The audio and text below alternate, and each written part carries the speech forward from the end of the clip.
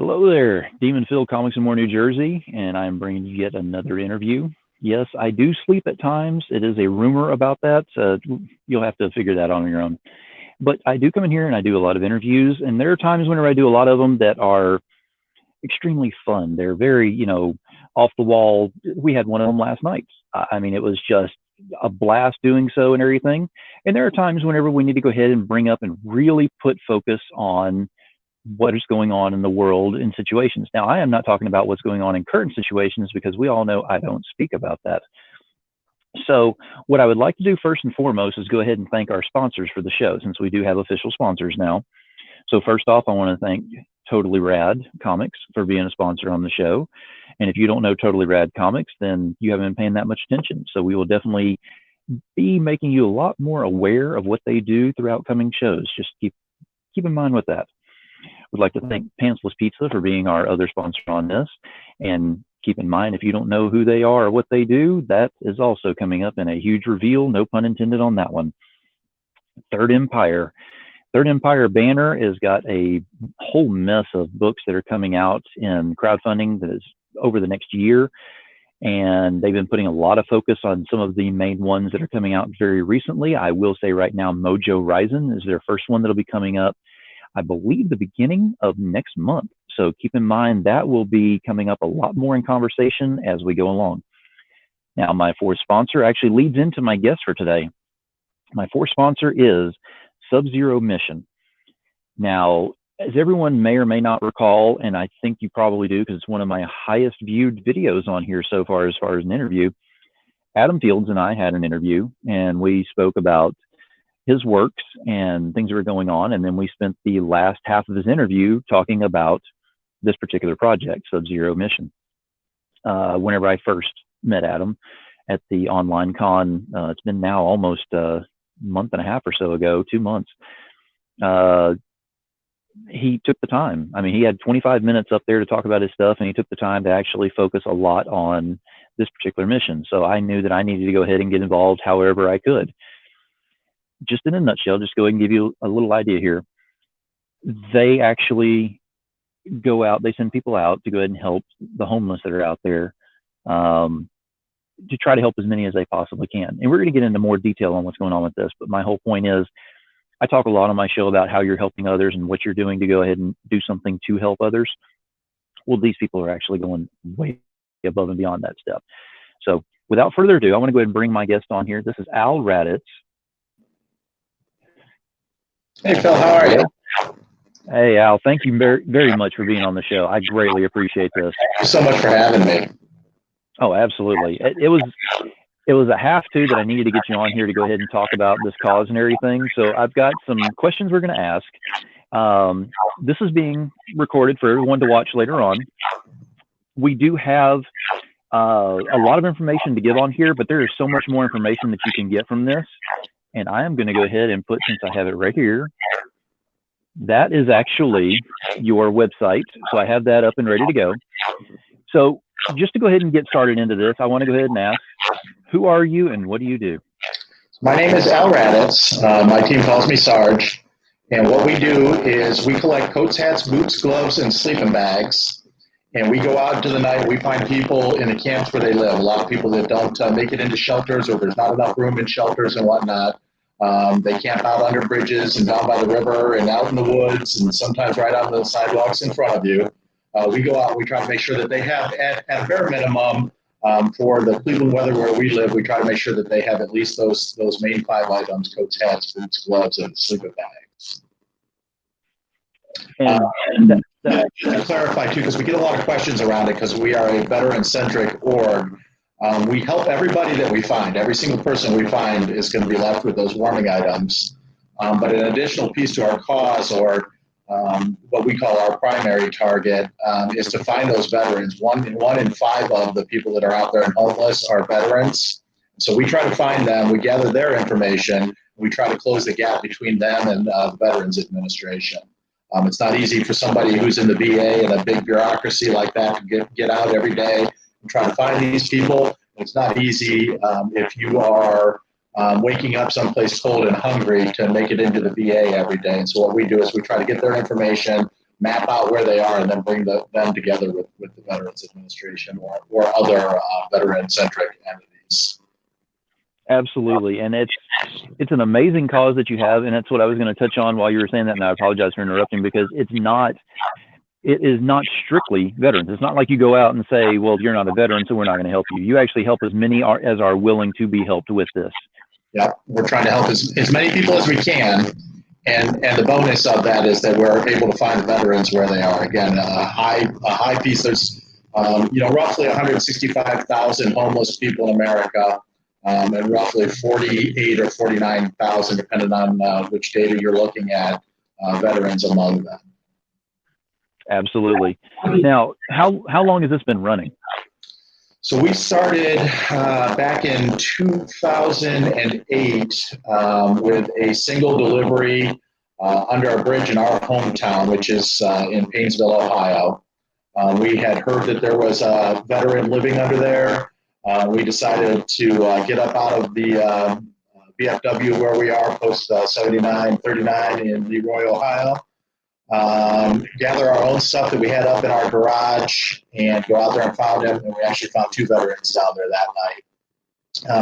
People in the VFW found out that we had done that and started to bring us items to take to people. So back then we would take a little bit of everything. The next year we did a bunch of collections and made some deliveries to some of the local shelters and whatnot. And then we started to deliver to one particular shelter, and we found out we were putting stuff right on top of stuff we had delivered the last time we were there 4 or 5 weeks before. And we decided that we were not in the right method of delivering to these people. That a lot of the stuff was hanging in a shelter where the people were never going to see it, and that's when we got into the model that we would start going out and find them. So we are in year 11 and going into year 12 of doing this.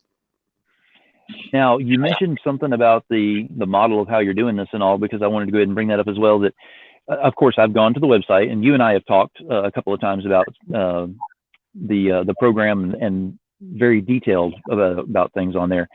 The fact that you actually take what kind of truck is it? I mean, it's like almost like an ice cream truck or a food truck type thing.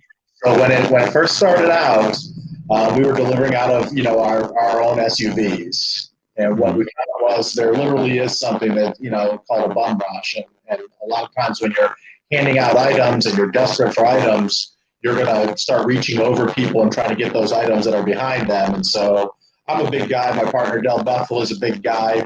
But we were getting pretty easily overrun. And so what we did was we put out a call that we were looking for an ice cream truck, because we figured one of us could drive and one of us could deliver out the side of it, and it would be, great. But what ended up happening was the word got out that we were looking for this vehicle, and somebody local to us here had season tickets for the Browns and had bought a older school bus, and they were going to revamp that thing and turn it into a tailgate wagon. And so if there's any Browns fans out there, please don't be offended by this. But what we found out was that the Browns stinking so bad turned out to be a blessing to God, because he ended up, deciding that he wasn't going to do that and sold his season tickets and ended up donating that bus to us, which we were able to convert into the mission as we see it today. So what we do is we load up a driver plus 2 teams of 4. And we're able to, get out to just pretty much any place out in the city in that bus. We're able to, if we don't know exactly where a camp is and whatnot, we're able to spread out and using our radios and whatnot, contact back to the bus. We now have 2 buses and a pickup truck that we use to run the whole mission. And it's amazing because whenever you're watching the video, of course, it shows on your main page. As soon as you go to the website, it automatically shows the video of what you're doing and how it's happening from this particular bus.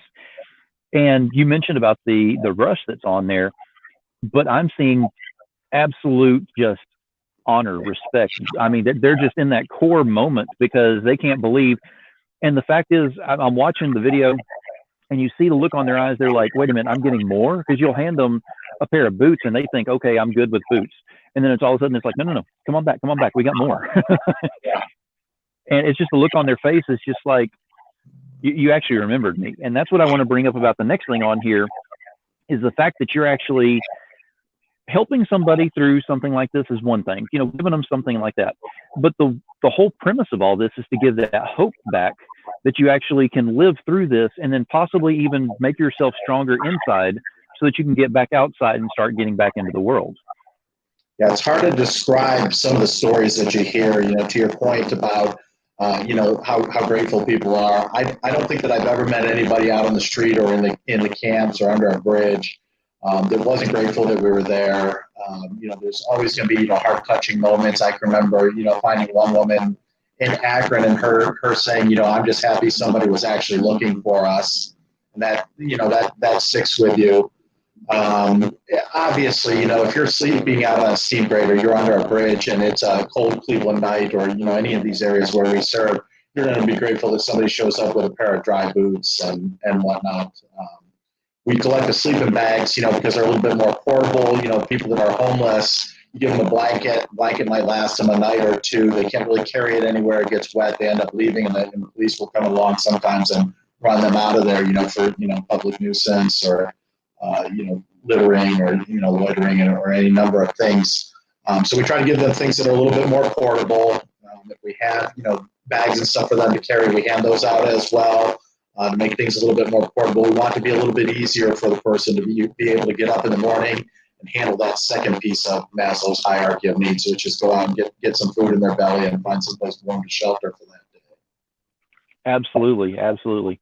And it's an amazing cause. Now, a lot of people are probably going to be watching this and they're going to be thinking, wait a minute, isn't this a comic-centric, show and everything? So how did you even come about doing this? Now, like I said, if you haven't seen the Adam Fields video, you can definitely go back and watch that. I greatly appreciate doing that, and it is worth it because of the fact that he brought this to my attention.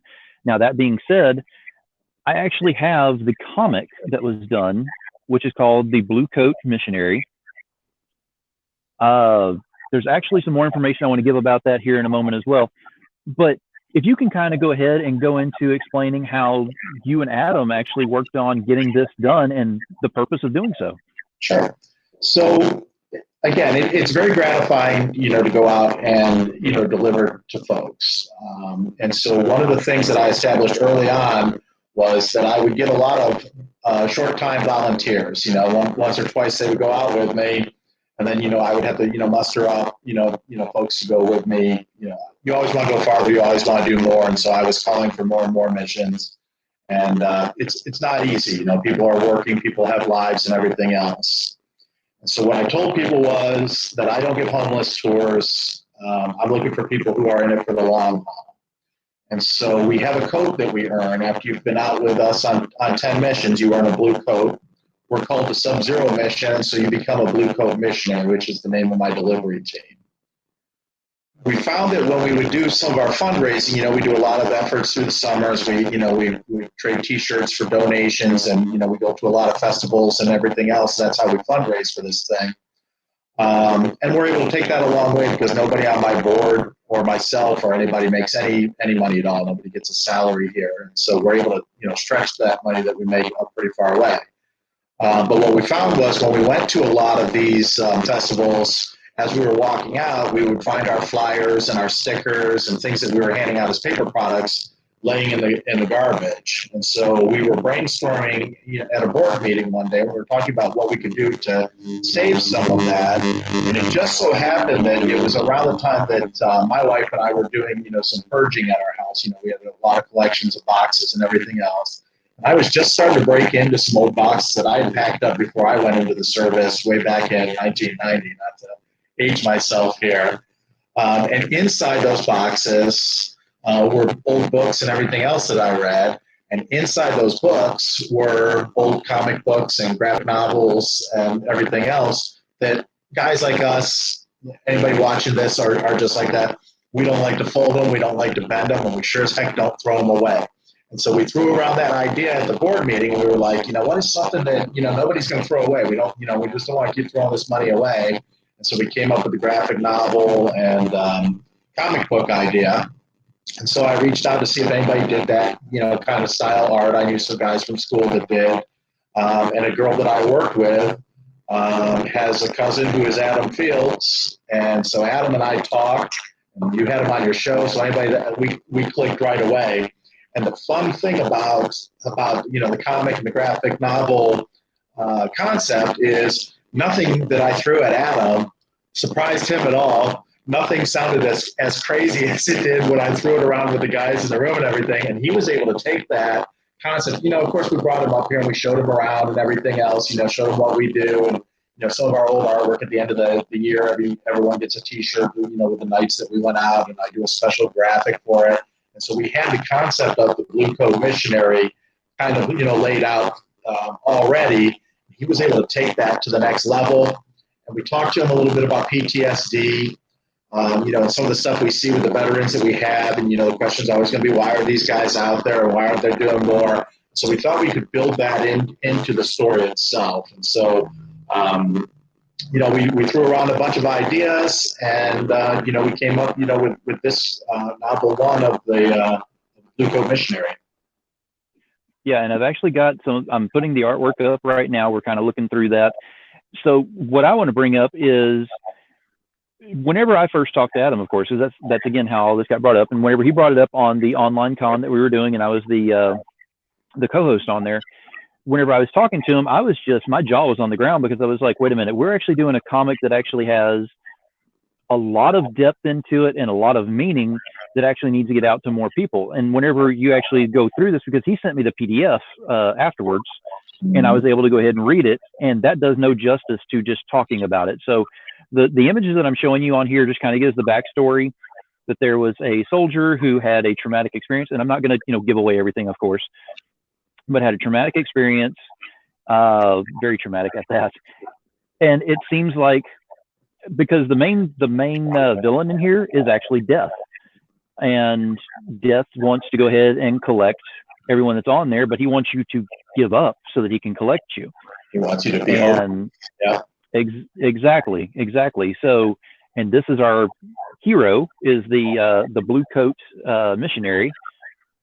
And again, not giving away anything on there, but whenever times are that tough and you've given up, that's whenever he would step in. Man has turned his back on man. That's where the Blue Coat Missionary will arrive. Exactly. So it's amazing to see this. Like I said, this doesn't give it justice for what the actual book is and for what it does and everything.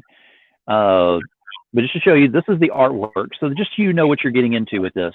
Now, above and beyond this, let me go ahead and get back into here, because I want to show you something from my book that I wanted to show on my end, because I have a favorite part in here as well, which just shows just how graphic things get for people that are out there, especially with PTSD or something, because that's not your only villain that's in there. He's got a lot of guys that go out and do the work for him. It's a long drive from being a soldier and dealing with the things that they have when they're on their bus to boot camp and everything else. You're one person. You're going to come out of boot camp a different person. You're going to see some things along the way that are going to change you into another person, and all of those things are going to leave scars and demons. And so, obviously, Death is the ultimate villain in this, but he's got a lot of cronies and demons that work for him. And in this one, the demon is called Petey, and Petey, has a lot to do with PTSD.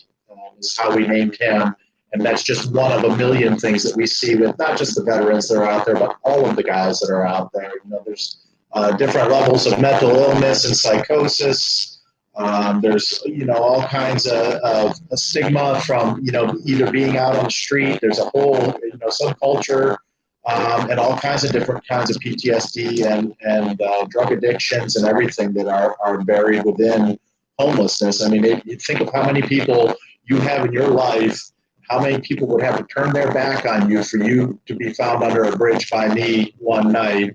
And think about how many things must have to go wrong in your life to finally have all of those people not be there for you.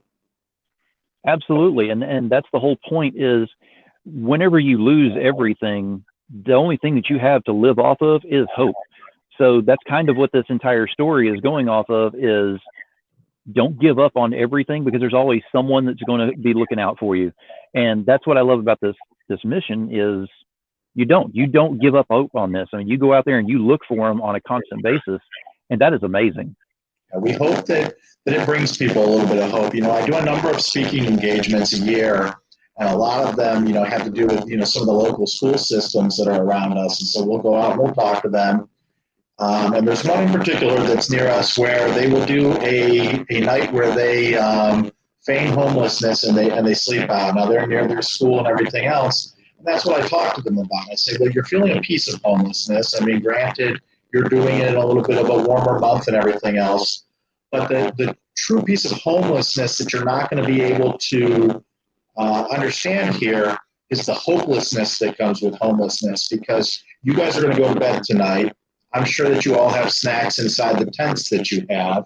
And those are all good things, because if you're homeless, you might not have a tent, you might not have a snack, and you certainly aren't going to have the hope of going home in the morning or 2 days or however long you're doing it. So there's a big difference between pretending you're homeless and being homeless, and I'm sure that you understand that, but you have to understand the hopelessness of it, because when they wake up the next day, their first question is, how do I fill my belly? Again, Maslow's hierarchy of needs, you have to think about that, and where am I going to find shelter before you think about anything else that you're going to do that day.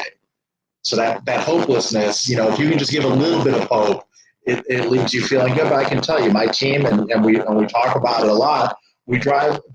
You can't take everybody with you. There's not always a place to take people to, and there's a million different things that cause somebody to be under that bridge, and sometimes you got to leave somebody there that you really didn't want to. And you're talking about a group of mostly veterans and first responders who have lived with few go, we go, and nobody left behind. And, it's hard. And so, the least we can do is map out where they are. And in the daylight hours, try to get those people that work in the daylight back together with them. And we even configure our buses into like a conference room setting and pick up the guys from the local VA and drive out to where we found the homeless person. And we'll sit right out there and fill out their paperwork with them and everything. So to be able to capture a piece of that the way Adam did, the artwork that he did, I mean, I'm forever grateful to him that he was able to take what was in my head and put it out into a book the way he did. I mean, the man is amazing. I definitely am glad that we found him for our mission. Oh, absolutely. And then that kind of segues into what I was going to talk about next is we've talked a lot about this, and for everyone who has stayed this long to watch this, thank you very much. And if you will, go ahead and spread this word to everyone else who maybe didn't stay long enough on this to find out. But we're not on here doing a telethon. We're not asking, to raise money on this right now or anything. In fact, I want to ask you, because I want to get the word directly from the man right here, how much are you selling these books for? $5.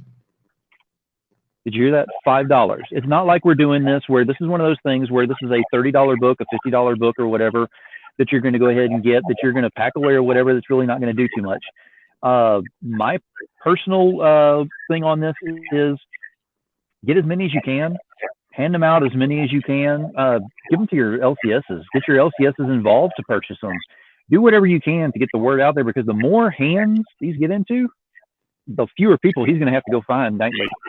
That's exactly right. Just to give you an idea of where we go, if you're watching this and if you're in the areas between Ashtabula and Lorain along the north coast in Ohio, we cover that area in what we call our normal footprint. We also go 3 times a year to Erie, Pennsylvania. We go for 1 full weekend to Buffalo. We go for 1 full weekend to Columbus. We go on a weekend to Dayton. We do a trip up into Michigan where we hit Lansing on Friday evening. We drive to Detroit on Saturday morning. We hit Detroit all Saturday and Saturday evening. And we catch Toledo on our way back in towards Cleveland where we live. And this year we got into Chicago. So just to give you an idea of the ground we cover. So when it was all said and done, we had been to 21 cities in 5 states this year, and we handed out 15,000 items. Now, let me go ahead and go back one more time, just in case nobody heard that. 15,000 items handed out. You did not make a dime off of these. We sure did. What we do is, similar to other charities that you see, we trade items for donations. We're not selling anything, but for every one of these festivals we go to, we make a T-shirt for it, that's, within that theme. So if it's a rock and roll festival, it's a rock and roll Sub-Zero theme. Either it's our Bear Shivers or the Blue Coat Missionary or, something like that, playing a guitar. We make about $8 per item, and we buy wholesale coats for about $16 each, just to give you an idea. So every 2 items that we trade for donation, we're able to buy 1 coat.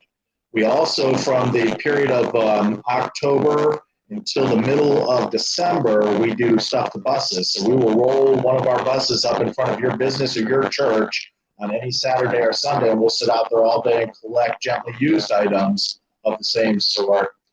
We call for what we call our Stay Alive 5, coats, boots, hats, gloves, and sleeping bags. Sometimes people will drive other items up, and we'll take a look at it. And, if it's a full snowsuit or something that's obvious that the person will be able to use, we'll take that as well. But we try to stick to those 5 items as tightly as we can. Otherwise, people will clean their garages out on us. I mean, we empty our donation bin, and I'll have lamps. One time I had a football helmet and shoulder pads, so I don't know if they think it's homeless Thunderdome out there. What's going on? But you get some fun. Nobody wants to throw anything away if somebody else can use it, and so their heart is in the right place. But again, we're looking to keep people alive and living to the next day. So that's our role in all of this. Absolutely. And again, I'm telling you, I have seen the pictures. Go to the website, look on there, just do your own. I mean, do your own assessment on this. Look at it. I mean, if you're not completely touched by this and you can't figure out a way to support this, that's my next thing on here is how can you support this cause? Now, I've said many times on my show that I can't financially support anything and everything that I possibly want to just because I don't have that much money. I'm not Scrooge McDuck. It just doesn't happen. But it costs you absolutely nothing to use the finger, the correct one, to go ahead and hit that share button so that you can go ahead and share this out to everybody and get everybody involved. $5 for a comic is actually not bad at all. So if you don't have the money, who's to say that someone down the road may actually say, look, how much is a case of these things? How much is 2 cases, 3 cases? The LCS down here actually wants to carry this now. What can we do? It started with the push of a button. Yep. So that's all you have to do to share this. There are millions of ways to help. I get a lot of people that say they want to help us out. And the first thing I'll say is, well, what do you like to do? Or, what do you want to do? And they'll say, I want to be on the bus. I say, well, there's training and everything involved in that. I kind of have a team that, already works cohesively together. What else do you like to do? And, I'll tell them there's a million different ways to help. Adam helped us by drawing the book. You're helping us today, doing what I'm always hoping that I can do is get somebody within their comfort zone of time and talent. And if I can do that, we're going to have success together. So I think I sent over to you before the show a couple links. I have friends that are musicians. And so every year we're trying to get some message out. We create some kind of parody, and they help us make those. We get another group of friends that come over and help us make the video. I've got friends that help us do the drawings. I've got friends that take the T-shirts and sell them around the clubs that they go to. There's a million different ways to help. And a lot of times just us chatting together, will, help us find a way that you can help even though you're far away. There's a lot of different ways. And of course, there's always financial donation. Always research any charity that you're sending any money to. And I strongly encourage you, and in fact, I invite you to please check out our page too, because we go to great lengths to make sure that we meet, certain conditions for the Better Business Bureau 5-star. So always check out the charities that you're going to. But I think you'll be very pleased to see that with ours, that we are one of those few charities where the CEO, myself, and none of our board members or anybody is collecting any kind of salary. And so we're able to stretch that dollar that you donate to us a lot farther than a lot of charities do. Absolutely. And see, it's just that easy to go ahead and support this cause here. So just please do. I mean, if anything has ever been out there that you need to go ahead and hit that share button and move things around, I'm asking you right now, please. I mean, this is actually saving lives on this. I mean, buying comics is one thing because it's a collector's point on there. I mean, I'm one of them. I collect comics as well, but to save lives, You definitely need to get on that. So do what you can, and if all you can do is share it out, hey, you're saving lives by just sharing it out. Yeah, I appreciate it. Now, I got to ask, what lies in the future for Sub-Zero?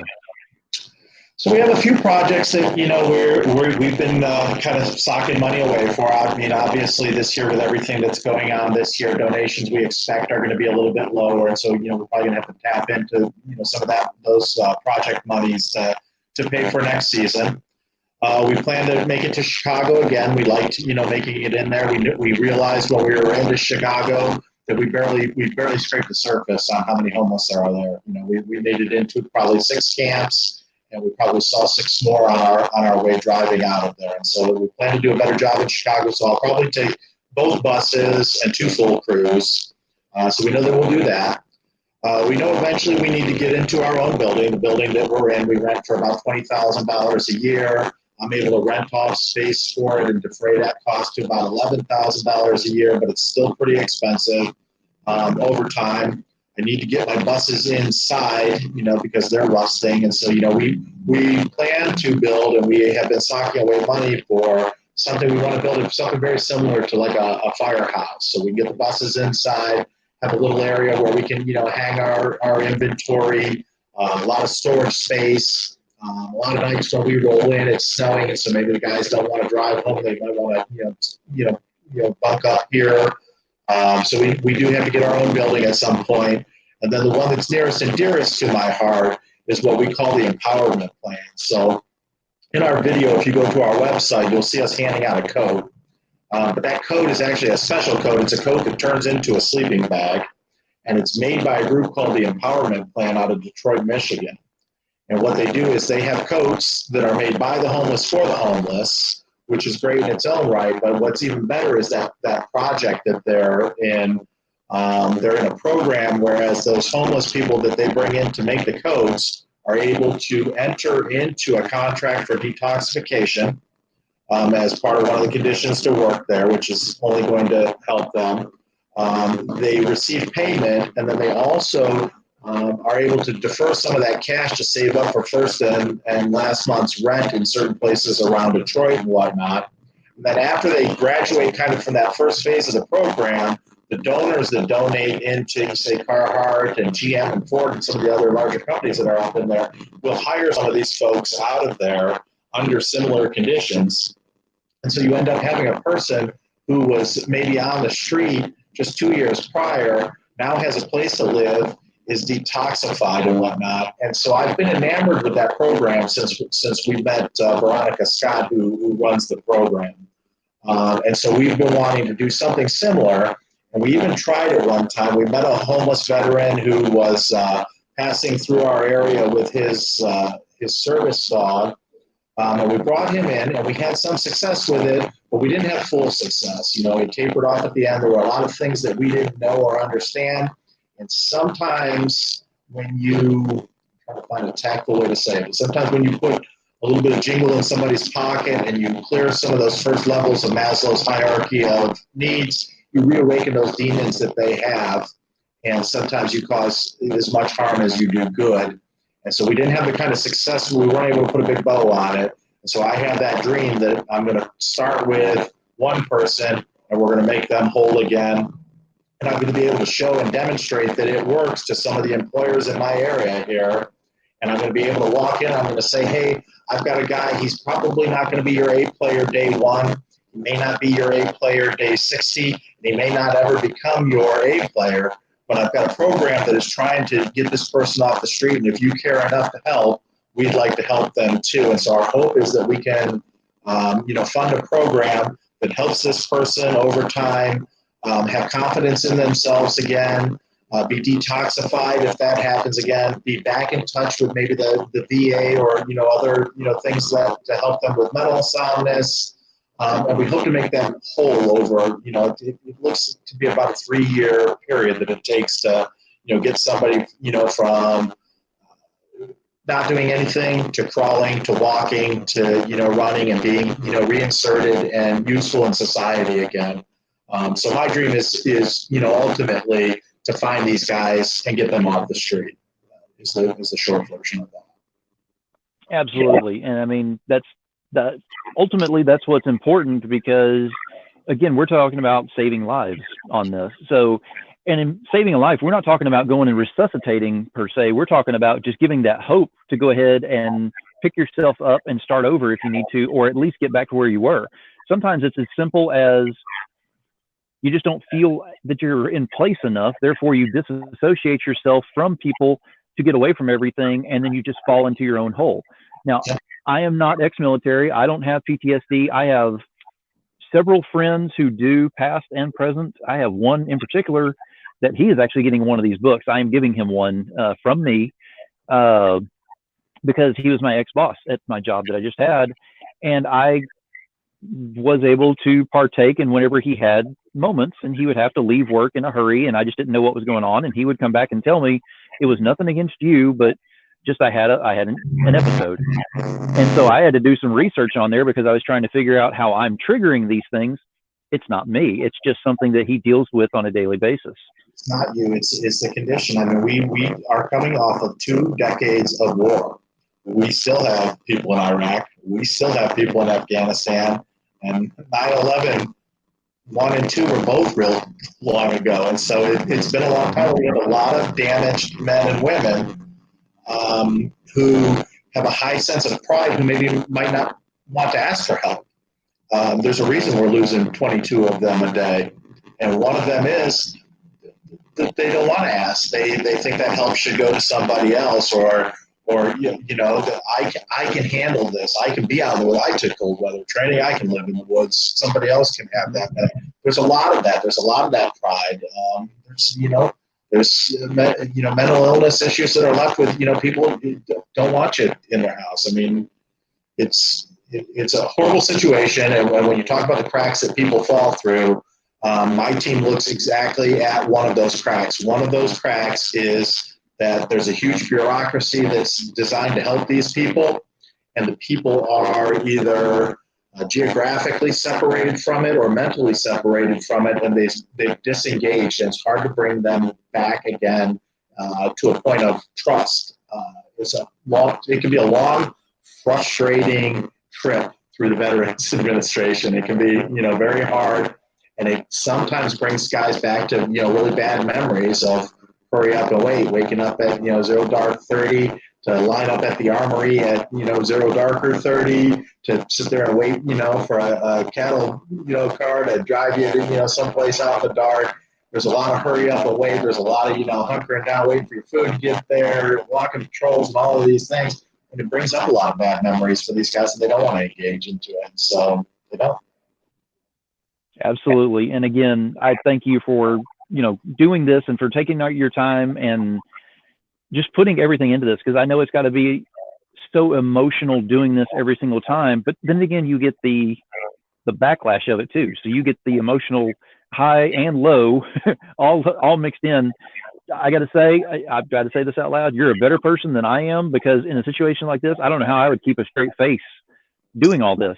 It's hard, and I try to explain it to people sometimes. It's you develop over time a little bit of soul callous because it was hard for you year one to drive away and leave those guys, and you have to force yourself to do it, or you can get pulled down too. There's it's real easy to walk out there and give every penny that's in your pocket, every piece of food you have with you, and everything else, and walk away with nothing. And so you have to have it's almost a discipline. But you don't want to have too much of that soul callous, because you still want to have that connection with the people when you go out there. And so we have found that there's a right number with my team, and we think that's around 10 missions a year. That keeps everybody involved. We also believe that we have to bring in 2 or 3 new bodies every year and rotate a couple guys out every year. We try to be cognizant of that. But for the most part, the hardest part of what I do is driving away and leaving that guy that served his country, or that woman who served their country, behind. It's a hard thing to do, and my hope is that someday we don't have to. That we're always able to engage the VA. We've made a lot of friends in a lot of cities we go to. We've gotten very adept at documenting where we find the people, And we have a veteran coordinator named Tim Hickey, who is about as persistent as a person can be at tracking down who's responsible for getting that person off the street and staying on them. So that is amazing. I mean, this entire campaign and everything that you're doing, the entire everything that you're doing is amazing with this, and I want to see this kept up, and I definitely want to see it grow, and I'll do what I can on my end to help you out on that as best I can.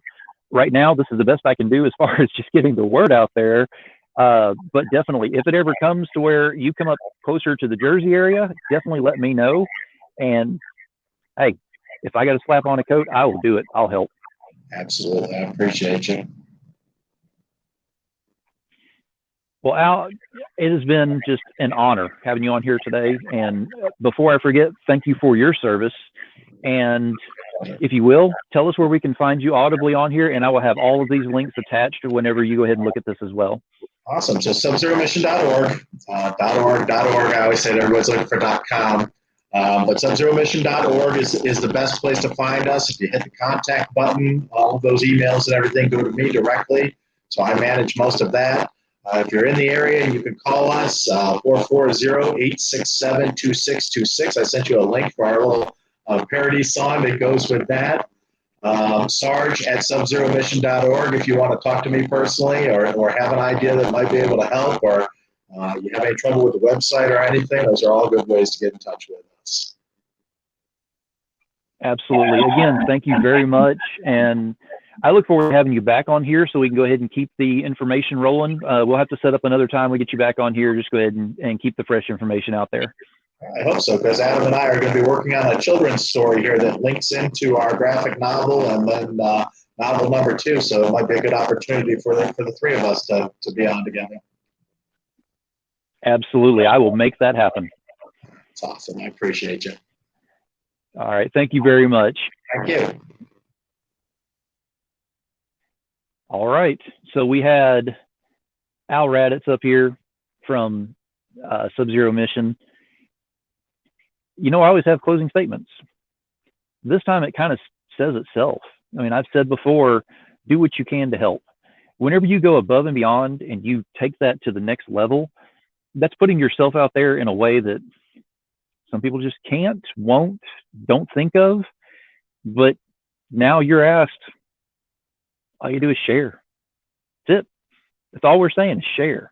If you can financially help, do so, but share this thing out. You're saving lives on this one. Demon Phil, Comics More, New Jersey. Keep it indie, y'all. Stay safe. Share this.